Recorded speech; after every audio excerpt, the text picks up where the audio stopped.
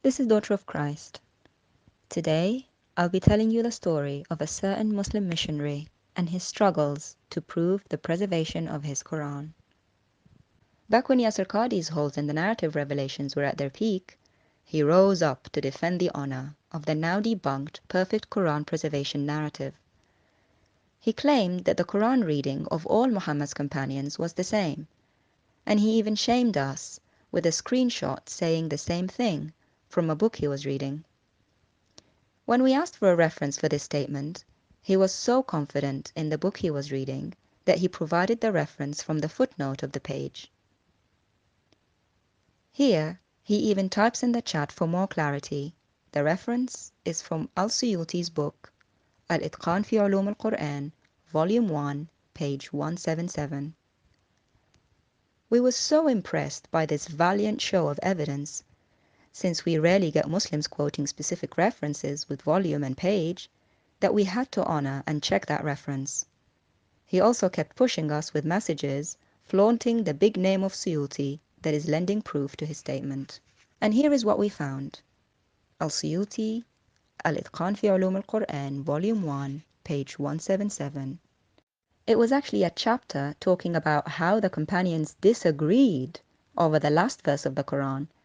During the time of Abu Bakr, some claimed it was Surah 2 verse 281, while Ubay said it was Surah 9 verse 128 and 129. So the reference given by Abbas to show how the companions agreed showed their actual disagreement on the Quran. We could not believe this irony, and we presented this evidence to Abbas in a stream called Abbas's Swiss Cheese Party, showing him that the reference he gave proved the opposite of his statement. Then came the excuse that the Suyuti's book may have been a different edition. Okay. Yeah. First of all, I just like to say, look, she put her side and she bring evidence. I don't know if her evidence matches the quote I gave because the references I got is second edition. So I don't know if she's reading the second edition or the first edition. I don't know. I'll double check, and if I'm wrong on that, I will say, okay, I'm wrong on that. So I don't think she completely proved me wrong yet. Why would Suyuti talk about something in one edition for it to be removed in another edition? But anyway, we waited for proof from Abbas for the imaginary edition that he was talking about, and then silence for months and months and months. Then came the frantic retractions. It turns out the initial reference given was not correct, even though it was from Abbas's own mouths and his book's footnote that he himself provided us. Just like the narrative of the Quran, Abbas's narrative changed yet again. So what happened? Why did Abbas provide the wrong reference? Well, Abbas actually didn't misquote the book. He gave the exact footnote reference that was in the book. So who wrote that book? Who lied to Abbas along with other Muslims about the reference and made him spend months retracting it? The book is called Mizan and is written by this man, Javed Ahmed Ghamidi, a contemporary scholar from Pakistan. We found out why he provides false references. He's well known among his own peers to be unscrupulous, and even received death threats for unacceptable interpretations of Islam, and has even been chased away from Pakistan into exile for this. So no wonder he provides faulty references. So why then do Muslim missionaries who have discovered his lies and have suffered because of them still call him the best scholar of Islam? No wonder they keep making false statements and keep retracting them. Now the new narrative is that it's another reference and yet another bold statement.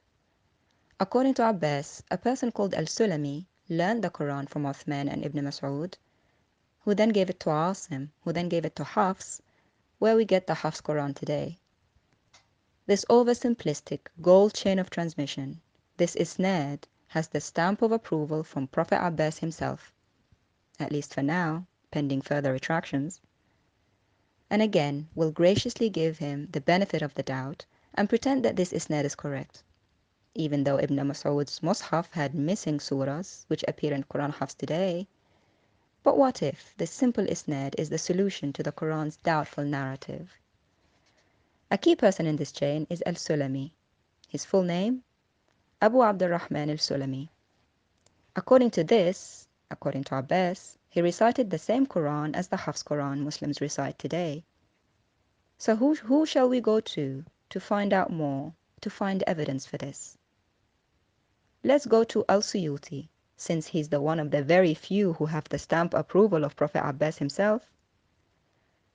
In Suyuti's book, Ad-Durr al-Mansur, volume 15, page 814 to 815, it was narrated that Abu Abdurrahman al-Sulami used to read to Muslims verses, here in the blue, that do not appear in the Hafs Quran today. Al-Sulami claimed that Ibn Mas'ud and the Prophet used to recite those verses. Any Muslim who can read Arabic, have a look at the verses in the blue box. They say, "O Allah, we seek help and forgiveness from you. We praise you. We don't disbelieve in you. We believe in you. We disown and leave whoever denies you. We worship you. We pray and prostrate to you, and seek you earnestly. We hope for your mercy and fear your torture. Your torture will befall the disbelievers."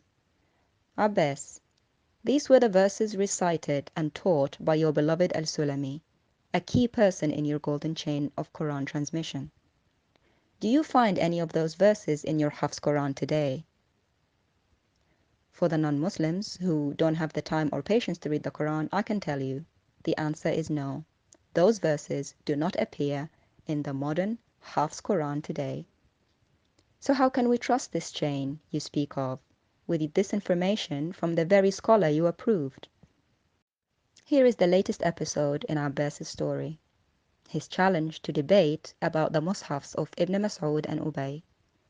Even though in the first episode of his narrative, he claimed they were all reading the same Quran.